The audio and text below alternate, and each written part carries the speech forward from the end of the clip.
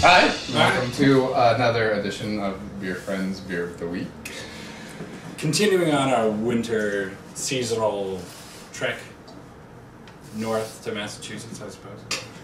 Well, anyway, so we're reviewing Samuel Adams Winter Lager this week because it's what I found. Because we have to. And because we have to. To get this stuff out of the way. Yeah, seasonal brew comes out every winter. I think it's pretty much, this is one of the same recipes because they like it, kind of like the lager. According to the box, it's brewed with freshly ground cinnamon, orange, and ginger. We'll see about that. I'm ready. All right, cheers. Beer Friends. Yep, Sam Adams. Yep, tastes like Sam Adams. Is it just me, or does a lot of Sam Adams stuff taste the same? Yep. It has similar taste. They don't do a lot of spices. They don't really step out as much. Unless they do cherry wheat, and that just sucks. I feel like with this, they made a syrup out of cinnamon, ginger, and orange, and like squirted it in at the last minute and then stirred really quick. I don't know, that bald guy with the long beard in the commercial seems pretty convincing and he knows what he's doing. He does. No, you know, and it's, you know, like this is kind of like the next best thing to, I mean, I abhor Budweiser and Coors, you know, at this point, because at this point, and I think actually this is probably a better point for your palate cleanser, or your palate advancement, or whatever, growth, because right now Budweiser and Coors taste almost like water.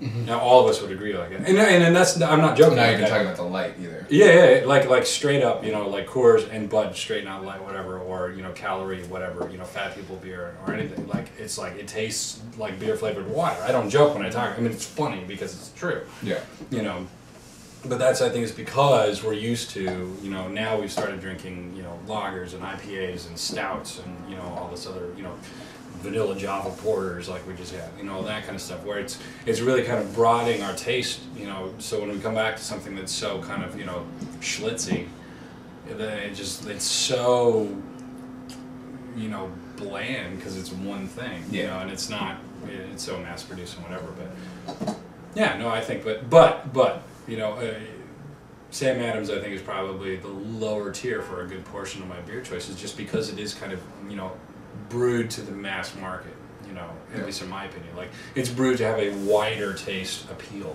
Yeah. So far that I've seen. I mean, this is good. It's a staple. It's something. This is something that you could bring to a family gathering without turning off too many people. You know, you can get a case of it, and you can still drink it because it's not Bud, but you're also kind of, you know, not being the guy that brings Bud to a Christmas party. You know? And your crazy uncle thinks you're awesome because you didn't bring a six-pack of Schlitz. Right. So I've only ever drank once. Oh, really? Yeah. Yeah, I had other beer I drank, like Jenny Light.